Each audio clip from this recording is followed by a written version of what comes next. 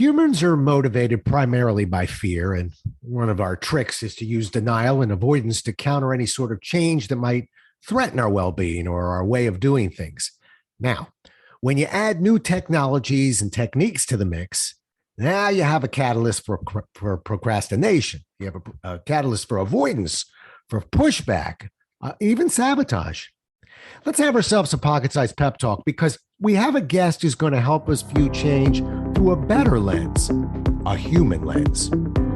A pocket-sized pep talk, the podcast that can help energize your business and your life with a quick, inspiring message. Now, here's your host, Rob Jollis. Today's guest, Steve Prentice, is a specialist in organizational psychology, focusing on the junction where people and technology interact. Now, he helps people and organizations understand each other, the technologies they use, and the changes that these present. He's a speaker, he's a writer, a journalist, and a university lecturer who specializes in human acceptance of cybersecurity, artificial intelligence, blockchain, and the future of work. Now, that caught my eye. His new book and his fourth book is The Future of Workplace Fear, How Human Reflex Stands in the Way of Digital Transformation. Welcome to the show, my friend. Well, thank you, Rob. It's a pleasure to be here. Well, it's a pleasure to have you here. And I like to just dive right in. So let's start here. You know, it's no news to me that humans are driven by fear, particularly fear of change. But what is new to me is that you feel its roots are much deeper than they appear, particularly when it comes to deploying digital transformation successfully. That's a big mouthful. Unpack that a little bit for me. Well, a lot of people that I work with when I'm consulting to them have trouble, let's say, bringing new technologies into the workplace. I mean, one of the examples that I like to use is like password management software. It's something that people sort of go, ooh, I don't know what that is. I don't like it. It doesn't feel natural to me. Now, all of those kinds of reactions and comments sound very surface level. Okay, it's something new. Yeah, I don't want to do it. But really, when you drill down and say, well, why don't you want to do it? It isn't necessarily because you don't like the brand of the software. It's because something about it is going to make you look bad or stupid. And that dives right into the danger of you losing your job. And losing your job means losing your livelihood. So much of what we fear in life has much deeper roots than we ever care to admit, because they touch right on our existence, our welfare. And so if you bring me a new technology into the workplace under this guise of digital transformation, whether it's a password or an email thing or just a new operating system for the computers in the office, my first response is going to be, well, I don't know how to do this. And I don't want to ask anybody and look stupid and lose face. So I'm in danger here. So I don't want to do it. And I will reject this. And that I have seen in reality so many times. If I'm working with security people, working with anybody in professional training and development, trying to get them to learn about this stuff, people are just shying away. So the question is, why are they shying away? It's because it goes right to the root of the problem. I'm afraid to lose what I have here. And that's where the root of all of this trouble starts. It's interesting because, I'm thinking about my own situation. My wife, for instance, who's just doesn't like technology. And I have to kind of drag her. I don't know if you know, but I sold for Xerox and became a trainer for Xerox. Mm-hmm. So I was selling for Xerox when we were selling typewriters. And now we were selling printers, other things as well. But I actually really like those Xerox typewriters. But to get somebody even off of an IBM Selectric was a battle. And no offense to IBM, I don't typically take shots at companies. We're talking about the 80s, but the IBM Selectric was 10 years behind its time. It was way back there. Everybody had exceeded it. I think we saw that in the PC industry, by the way, of selling name. But that fear of change was brutal. And I like what you said in terms of, because I've always figured, well, okay, so you just don't like technology, but the fear of looking bad, the fear of embarrassing themselves, which you just mentioned, that's something I really hadn't considered. And as a trainer, and I've trained companies, I'm always wondering what is the root of it. So I guess that's it. It's looking bad. It's being replaced. Is that it? Yeah, it is, and it's nice to talk to somebody who worked with Xerox, because I mean that's one of the big, one of the big, deep, long-rooted names in this business, who was there from the very beginning, trying to introduce new technologies into the workplace. And I mean, Xerox, IBM, Apple, Microsoft, they've all intertwined over the years. But yeah, it is. This is really what it is. I don't want to lose control. Now, people have to remember also, and this is where we get down to sort of the pocket-sized piece of advice that we can take away from this. People have to remember that this is instinctive. Our lives, our living cells are designed to stay alive and to avoid injury, damage, and death. And that sounds like a very enormous statement to make, but even on the smallest situation that is new and unknown, speaks to that instinct. So let's say, for example, I'm afraid of this password manager. I'm going to harp on this because I use it as an example in the book. Okay. Because we're all told to do this. If you work with computers, someone's going to tell you sooner or later you got to update your password. Even if some human doesn't in your company, Gmail or somebody will online. And that's a hassle. People don't like doing it. Why don't they like doing it? Well, first of all, it takes a little bit of time. But secondly, we grow attached to easy passwords. There was a time when I was doing training as well, and I'd be telling people, your passwords are like an inadvertent diary of your life. Whatever's important to you right now, you put into a password. And that's how it was in the innocent decades of computer technology. But you probably know that you must not, you should never use regular words in passwords, because the bad people out there can guess them. They've got hundreds of millions of computer technology people or applications just guessing these words. You gotta go with something that is pretty much indecipherable, a big string of characters. But how uncomfortable that is, not because of any logical awareness of how these passwords work, but because I'm letting go of something that I can control. I can control a password that is the names of my dogs or my kids. I can't control something that I can't spell. So there you get this disconnect between what the engineers create as an excellent way of becoming much safer for yourself and your organization, versus my feeling I'm losing control over one part of my life here, that I can no longer know my own passwords. And it's kind of like having a house where I don't know where the front door key is anymore because it keeps moving around. How am I going to feel comfortable with my house like that? That's the disconnect that this book is all about. And that's basically what my job has been for 25 years. Yep. Helping people get comfortable with all this weird technology and how it is changing their lives. Well, I actually think it's good that we're harping on passwords, because, again, another case study. I don't like to obsess on me, but occasionally I do. But, I've got a password program. Okay. And I looked at the other day, 400 logins, passwords, you name it. And, my wife she doesn't trust it. What if somebody gets it? So they're laying all over the floor, the screen. But I think it's a classic example. I'm a sales trainer, okay, and a salesman. But sales trainer. And one of the mantras that we live by, Steve, is that people don't fix small problems, they fix big problems. Mm-hmm. So everybody who wants to take their street name or their pet name, and throw a couple ones next to it or whatever they're doing so they can get the right characters and the right numbers in, it's an accident waiting to happen. And believe it or not, I am now about 45 days past of falling asleep on a couple of passwords. I may have a password protection program. I didn't tell you I have a random string of characters. Well, I do now. And I do because I got hacked. My website got hacked. And remember I said, big problems, not small problems. By the time they had to clean that up, and it's hundreds of pages of blogs and things like that, I won't show you the bill. I'll just tell you, now I'm magically a fan of long passwords. So what we've got to do, you and me, is we got to remind people, it's like riding a motorcycle. There's two types of riders, them that's been down and them that's going down. I'm not trying to ruin your ride, but you got your pet name or your kid's name or something on a password. And we're going to dive deeper into technology, I promise. But I do feel, and I love that you brought it up, it's almost the poster child of what we're talking about. It's not if, it's when, and it's going to be costly. And you'll find religion at that point. What Steve's trying to do and what people are trying to do right now is say, why do we have to wait for you to really be hacked badly to make this decision? Let's do it now. And we're also under there's other sort of handicaps that we have to live with as well, is that we don't like anticipating bad stuff, right? I mean, if we were going to Right. talk about insurance, half your audience would disappear right away, because Right. insurance is boring and nobody wants to think about having to pay for something that they don't want to have happen to them, right? The only people who like talking about insurance are people who sell insurance. The fact is, we don't like anticipating bad things happen to us, so we shy away from them.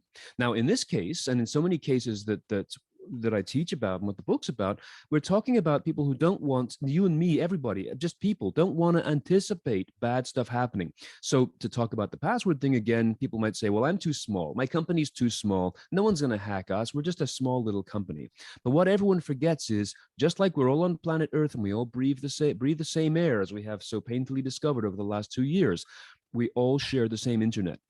Yeah. Which means that no matter how small you are as a company, or a single person working from your home office, you are connected to all of the rest of the internet. And so there is no security for anybody so long as one person is not doing their part. So it's very hard to anticipate or conceive of these things when your instinct is working against it and saying, let's shy away from this. I don't want to hear this. I'm just going to blank out. And that's the problem. That's what happens. Yep. Yeah. And just so you know, don't worry. It was, I was 23, 22, but I am a former life insurance salesman. And I will tell you that in my 2 years and a couple of months of selling, my phone only rang twice. Yeah. Now, the first time I was very excited. Guy wanted to buy insurance from me. And I was a life, health, disability man. No property and casualty. I was in there selling death. But the second time the phone rang, I remember asking the guy, I'm thrilled. I'll get an app going. Just curious. What did the doctor tell you today? Mm-hmm. And there was a pause, and then we got to the conversation. But it's actually a very good example you're using. We keep going to, it's inevitable. I'm a smaller company. Why Rob Jollis? Well, 4 figures later, well, my bills, because mine wasn't really all that heinous. It was just redirecting people to an advertisement, to a company that wanted to advertise. I still had to clean it out.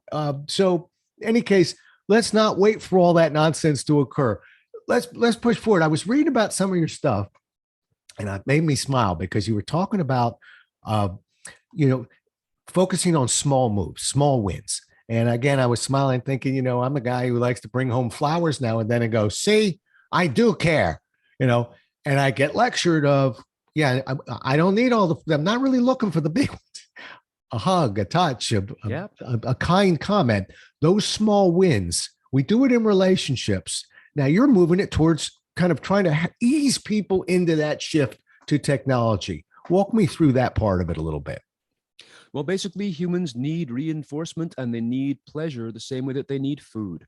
Very often, if you were leading a project, if you were leading some sort of initiative, it doesn't have to be technology, but anything in your organization, you're in charge. You've got your eye on the prize at the end. You can see down the end of this project line to the final day when it's going to be all done, the big reveal.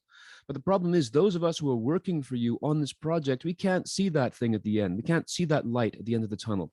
So focusing on small wins, no matter what your project is, no matter how long it is in terms of time, you've got to reinforce people's morale and momentum and willingness to participate with small victories along the way.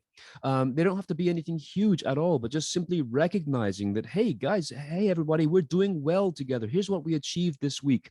Because humans need that. They need doses of happiness in order to maintain momentum. One of the sad facts, the book is all about, and my work is all about the biology of human beings. And unfortunately, negative power lasts longer in our memories, both physical and mental, than does positive. I wish it didn't have to be that way, but it comes right back around to the fact that the bad stuff that can hurt you or kill you is what you have to pay much attention to. So you can have a bad experience with something, and it'll easily stay with you all of your life. But all the good experiences that we have to reinforce them, because as nice as they are, they're secondary to your instinctive priority of staying safe. So it means that when you want to make change happen in your organization, you have to remember that just like bringing flowers home, you need to bring flowers to the people on your team in some sort of other way. Something where you can recognize the small wins and keep the hot air in the balloon, keep it rising so that we can keep moving forwards. Otherwise, morale drops, quality drops, and therefore the success of your project drops. So it really is about feeding the human instinct with the nutrition that it needs to move forwards.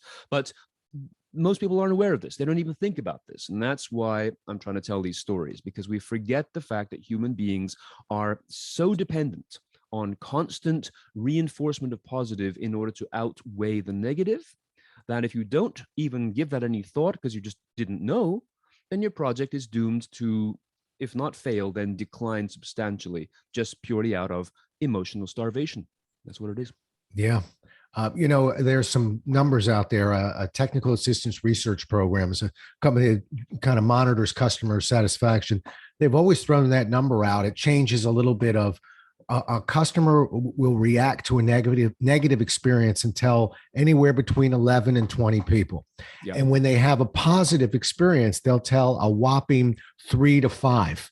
And it sort of speaks to your comment there. I always sort of package that in my head as, well, when I come home from a trip and everything went well, it's not that great a story to tell. I've got people around me. How'd it go? Went really good. The hotel was nice. Oh, you are a good storyteller. Well done, Rob. But, hey, the room had 5 beds sitting and one was sideways. Now we have a conversation. Anyway, the future of workplace fear, how human reflex stands in the way of digital transformation. That book came out in May, right? Yes. Okay. Right. How's it doing?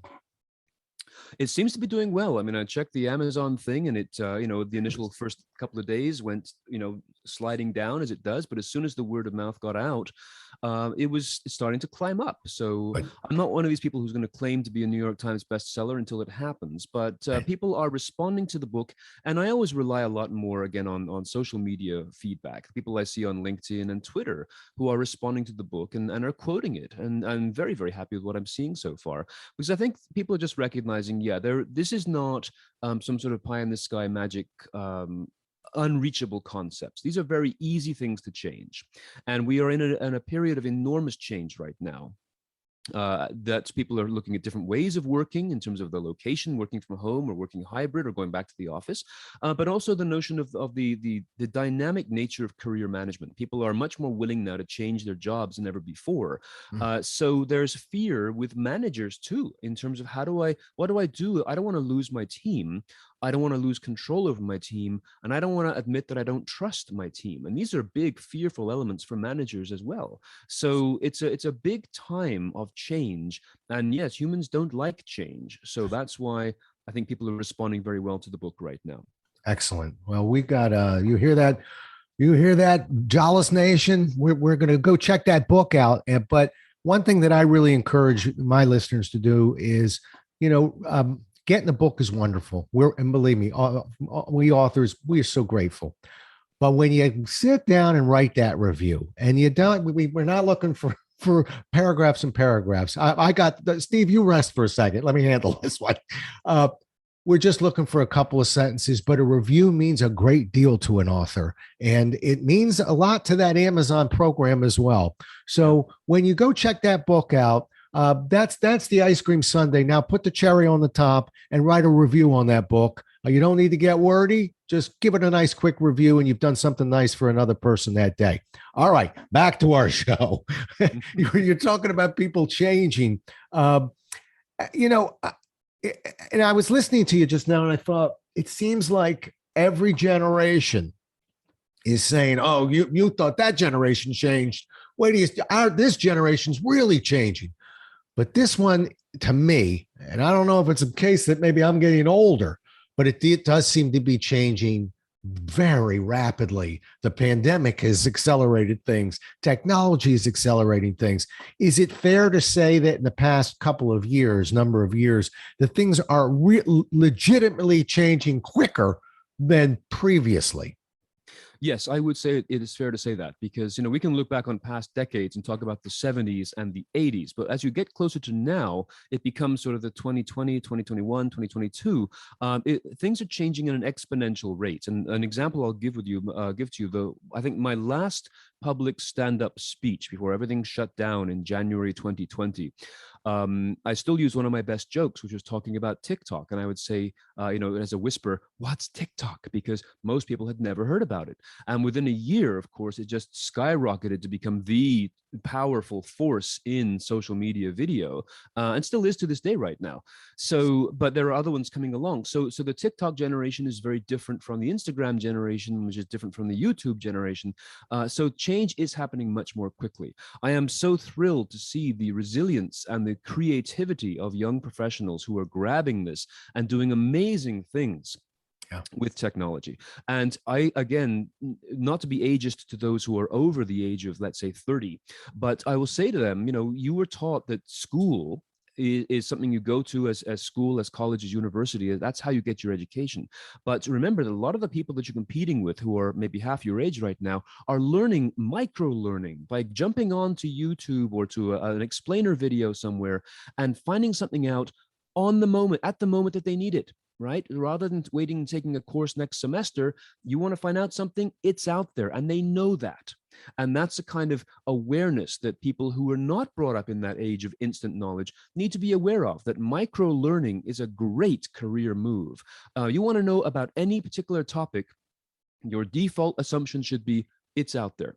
You want to follow great thought leaders, your default assumption should be, they're out there. They're on Twitter, they're on Instagram, they're on TikTok. Wherever you want to go, you can find the people who can help build your knowledge and further your career without waiting for that formal class. There's nothing wrong with taking university courses or college courses, but in the meantime, micro learning should be something that not only individuals invest in, but managers should invest in by allowing people to take some time, on company time, to learn stuff, or using LinkedIn Learn, or using whatever resource they want. This is it, the awareness of the access, not only to knowledge, but to technology to make jobs happen, I find to be an amazing thing. And I think it ties in so well with the idea of career liquidity, right, career self-affirmation, and digital literacy. These are the skills. They're not exclusive to young people. Anybody can grab these, but it's this awareness that it's here and now, and you don't have to wait for the formal invitation to further your life and to improve it on whatever area you want. And that to me is very exciting. Wow. That's certainly a big mouthful of half full. And I like your term micro learning. Is that trademarked or registered in any way? That's a very, I always like combination of words that I know instantly what you're talking about. And I haven't heard you talk about it yet. But I really like that. And it's a great example. The reason why I say, I think you're really reinforcing your points here is that now we're talking about technology in, how amazing and helpful it is to us, as opposed to how it's going to get in our way or cost me a job or, it's something along that line. And even me, as a professional speaker, stand-up trainer, don't think that I went running with my arms open to YouTube, oh, I can't wait to put me on YouTube. No, I'm a Marriott ballroom, mic around the neck, fire and brimstone speaker. I like it that way. And yet that combination of technology, even I've found that, Zoom, virtual learning. If I had my druthers, I'd rather get your mind share face to face, but I certainly don't need to help with implementation, reinforcement, making sure that what we taught sticks by using technology, or, and that term micro learning, you went through Steve's class. Now we can cherry pick certain pieces. We don't need to fly Steve out for 15 minutes, but it's 15 minutes of extremely valuable information. And oh, by the way, you get to play it again, just in case it got by you. So I like that. Any difference between the way, individuals, and I'm talking about fear of change now, the way groups, the way you approach a group versus an individual, if you're trying to get at that fear of change? That's a hot topic for me, if you didn't notice, because we battle that all the time when we're talking about selling. That's really the number one objection. I work with NASA, I work with Toyota. I'm not company dropping. I'm just showing the breadth and the width. And people go, how can you do that? And the answer is because they're all battling fear of change. I don't really know how a satellite works, but they're battling that fear of change. Is there a difference, individual versus group, how you approach that? Absolutely. And rule number one is I don't think of groups anymore. I think that the mindset is that we don't have groups anymore. We have people. We have collections of individuals. And I don't mean to play semantics here, but the fact is that every individual person learns differently. And one of the problems, I've done a lot of training in my life too, and one of the problems is the default assumption that everybody in this room is capable of sitting here for whatever period, an hour, focusing quietly, willing to speak and to participate, and maybe 10 or 15% of any group are really able to do that and have the personality type, leaving the others, the quiet ones, the shy ones, or the ones for whom English is not their first language, suffering in the back because they cannot participate fully. So what we have now as an opportunity in terms of changing the way work is done is to focus on the audience of one, individual employees with their own personality types, their own circadian rhythms. Are you a night owl or a morning person? This is going to change the way meetings are run. Do we have to always schedule meetings for 9 o'clock in the morning when only, it is granted 80%, a majority of people are tuned into that. But people now have expectations that their work, their job will conform more to their individual style. I'm an advocate, for example, this sounds crazy at first glance, but the 1 week meeting instead of the 1 hour meeting. And what I mean by that is rather than have cramming everybody into a room for an hour, I would rather set up a Slack channel where we talk asynchronously for a set period of time, a couple of days or maybe a week, and people can put in their 2 cents as per their best time of day, of the week, and within the context of the rest of their work, to basically come out with a better result than any meeting could ever achieve. Because we know how bad meetings can be. We've had 100 years of doing it wrong. So there are new ways to focus on the individual. And this, again, is a substantial change. Going back to the mandate of our conversation today in the book itself, a lot of people in management are very afraid of letting go of what they know to not be perfect, but to be what they've known. We have, 1 hour, 2 hour back-to-back meetings. We have conferences. We have speakers coming in. Why would I want to change that? And my answer is because your vested interest, your ROI on what you're doing with your people and what you're spending money on has a far greater chance of being much more successful when you look at the audience of one rather than groups.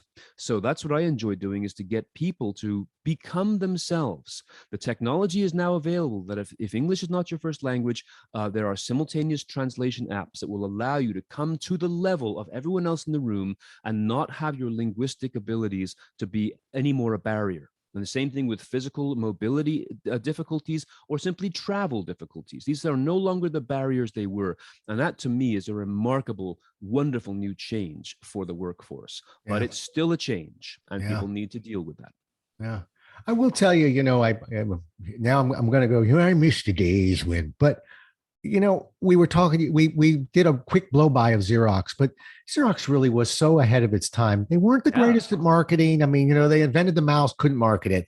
I don't know if you knew this. They actually were in PCs very early, but so was IBM, and they made a deal, and IBM said, hey, we'll take the PCs, you take the copiers, and might have been the best deal. They were into pull down windows. I mean, I had a computer that I had a mailbox and pull down, basically a Microsoft format, a Windows format years before Microsoft.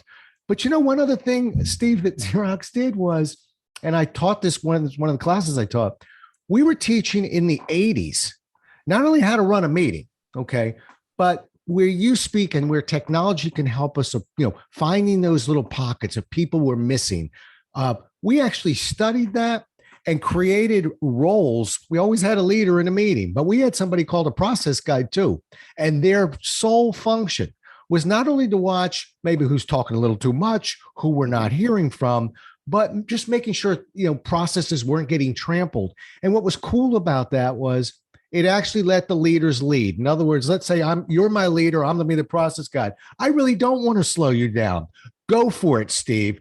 But I was almost thinking to myself, like Jimmy Cricket or whatever from Pinocchio. I'm the conscience of the meeting. I'm going, wait, ho. I didn't hear from that pocket. It was such a cool manual move before there was technology. And this is the 80s. And when you play out how many meetings time, how many hours, if we're really doing that right, how much more productivity? But I digress. I just want you to know we were on the importance of bringing in and shutting out, we called it, but we learned how to do it nicely. When somebody's just a little too talkative, we don't want to create problems. I'm not trying to make a sniper out of you, but to gently ease them back and work that throttle, in a sense, gets in the way of the leader. So let's not burden you with that, but let's burden somebody. So we make sure. Now I think we have technology that'll bail us out on that one, but that's something I always appreciated as a former Zeroid. Absolutely. I mean, Xerox and Xerox PARC is hallowed ground for me. I mean, these were the companies that made this happen. Yeah. But again, human nature is such that you can develop, as a number of other organizations like Covey and the Covey Institute and many others developed great ways of doing things, but it's got to then become part of the culture of an organization. And that's where it tends to sort of sink into the stew and disappear. Yeah. So yeah, this is so, you can look back on decades of learning these skills. But now, yes, we're in an age where very, very quickly people are expecting it to happen very fast. And management, boards of directors just don't quite understand what all the fuss is about. Let's just get everyone back to the office and get back to business as usual. But that's the point. There is no more business as was usual. It's a new business as usual now. Right. It's almost like publishing. There was there was self-publishing and there was conventional publishing. And then the hybrids came in.